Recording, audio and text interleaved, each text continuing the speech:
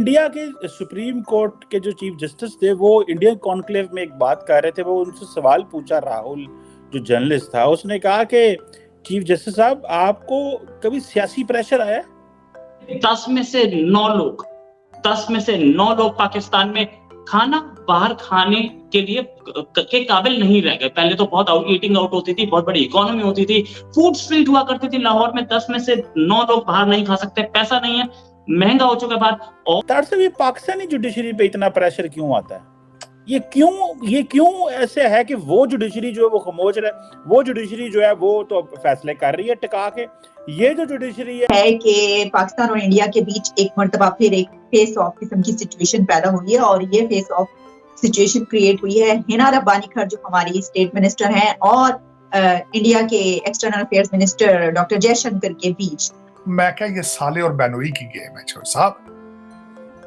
साले और बहनोई और दामाद और सूसर की गेम है। पाकिस्तान की हालत जो है वो यही कहा जा सकता है कि चूंकि मैं डॉक्टर हूं, तो जब कोई पूछता था कि मरीज की हालत क्या है तो हम कहते थे मरीज की हालत गैर है। तो पाकिस्तान की भी हालत लगता है कि ये जो अमेरिकन, ये जो IMF ने पाकिस्तान को रगड़ा दिया है कि जाओ सऊदी अरब से लिखवा के लाओ, जाओ UAE से लिखवा के लाओ, ये हमें हमारे हालात को बेहतर होंगे। जय हिंद दोस्तों, welcome to know India time. दोस्तों, जैसे कि आपने क्लिप में देखा कि पाक मीडिया डिस्कशन कर रहा है कि इंडियन सुप्रीम कोर्ट इतना न्यूट्रल होकर अच्छा फैसला सुनाता है और पूरा इंडिया उसका बात भी मान लेता है। और हमारे यहाँ पाकिस्तान में इधर ये जज बिक जाता है, उधर वो कोर्ट बिक जाता है, इधर पॉलिटिशियन बिक जाता है, कोई किधर बिक जाता है कोई पता नहीं। और इंडिया में कितना स्टेबल तरीके से काम चलता है। और दूसरी तरफ खबर ये है दोस्तों की डॉक्टर एस जयशंकर ने कहा था पाकिस्तानी बनाया था TTP को, आज जो पाकिस्तान भुगत रहा है इसी के वजह से भुगत रहा है। दोस्तों, इसी में हिना रब्बानी खर ने जवाब दिया कि डॉक्टर एस जयशंकर पाकिस्तान को बदनाम करना चाहता है, इसीलिए ये सब स्टेटमेंट दे रहा है। दोस्तों, आइए पाक मीडिया का और आगे का चर्चा सुनते हैं। अगर वीडियो अच्छा लगे तो like, comment, share and subscribe कर देना प्लीज। इंडिया के सुप्रीम कोर्ट के जो चीफ जस्टिस थे वो इंडियन कॉन्क्लेव में एक बात कर रहे थे। वो उनसे सवाल पूछा, राहुल जो जर्नलिस्ट था, उसने कहा कि चीफ जस्टिस साहब, आपको कभी सियासी प्रेशर आया? आपने कभी फेस किया और आपने फैसले किए हो? तो उन्होंने कहा कि मेरा बाप भी चीफ जस्टिस रहा इंडिया का और मैं भी चीफ जस्टिस हूँ, और मेरा ख्याल है वो कहे सबसे लंबा चीफ जस्टिस मैं हूँ इंडिया का। तारसे ये पाकिस्तानी जुडिशरी पे इतना प्रेशर क्यों आता है? ये क्यों ऐसे है कि वो जुडिशरी जो है वो खामोश रहे? वो जुडिशरी जो है वो तो फैसले कर रही है टिका के।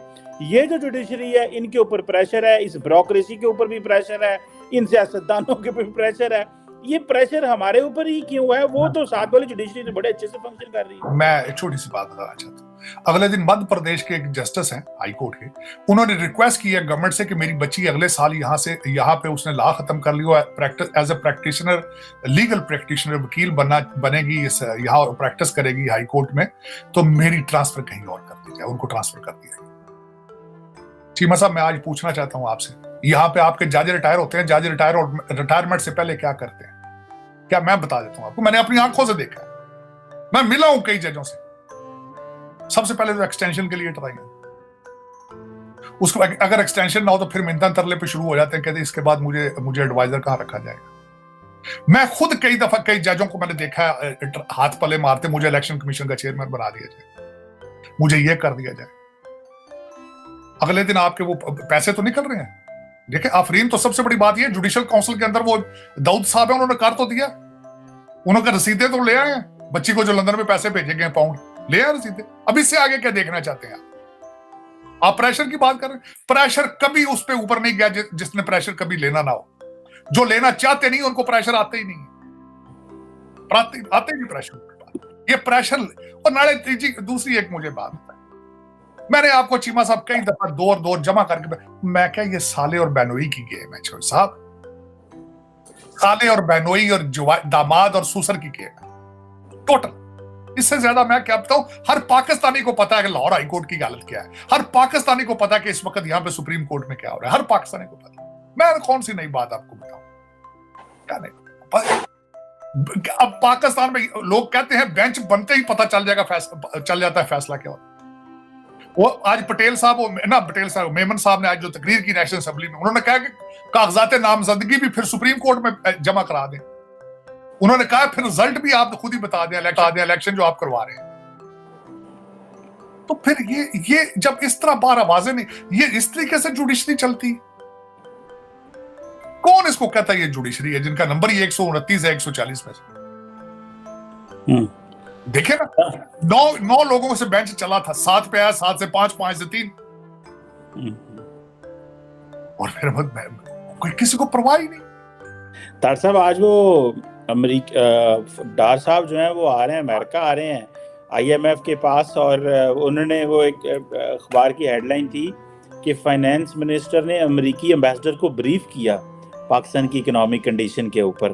तो आपको लगता है कि ये जो अमेरिकन, ये जो IMF ने पाकिस्तान को रगड़ा दिया है कि जाओ सऊदी अरब से लिखवा के लाओ, जाओ UAE से लिखवा के लाओ, ये हमें हमारे हालात को बेहतर होंगे या हमें, जैसे सऊदीज ने कहा है कि वो पुराने ज़माने गए जो हम आपको फ्री दिया करते थे, तो ये how do you see this IMF का ये जो प्रेशर है पाकिस्तान के ऊपर कंसेक्टिव, इसको आप कैसे देखते हैं? सुना है सऊदीज ने तो मान गए हैं, वो हम आपको पैसे भी डिपॉजिट कराते हैं, तो आपको इससे लगता है कि इकोनॉमिक आउटलुक बेहतर होगी या कि ये इससे जो है वो इलेक्शन के बाद ही चीजें बेहतर हो सकती हैं? इसमें चीमा साहब 3 सवाल निकल रहे हैं इसमें। सबसे पहले क्या आपको वाकई IMF के पैसे चाहिए?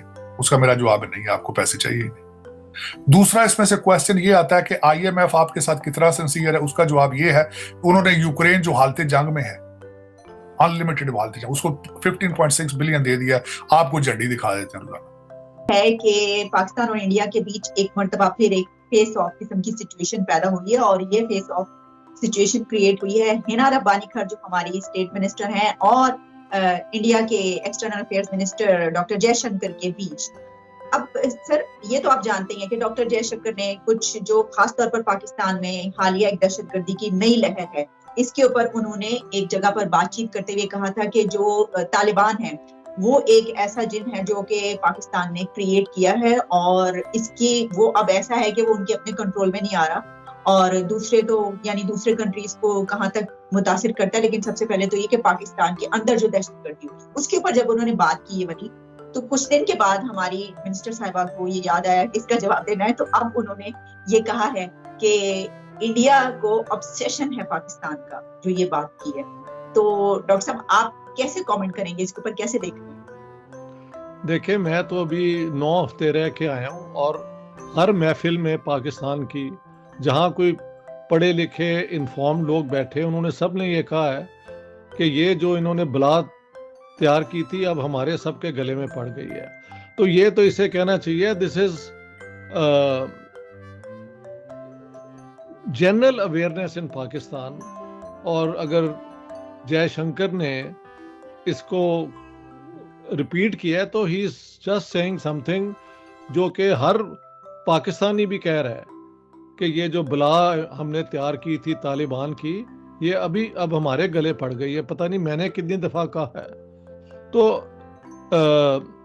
हिना रब्बानी साहिबा जो हैं ये स्टेट मिनिस्टर हैं फॉर फॉरेन अफेयर्स, शायद ये इनकी पोजीशन है, और बिलावल भुट्टो, लगता है ये इन्होंने दोनों ने अपनी एक सोच रखी है अपने आप को प्रोमिनेंट करने के लिए विज़-अ-वी इंडिया।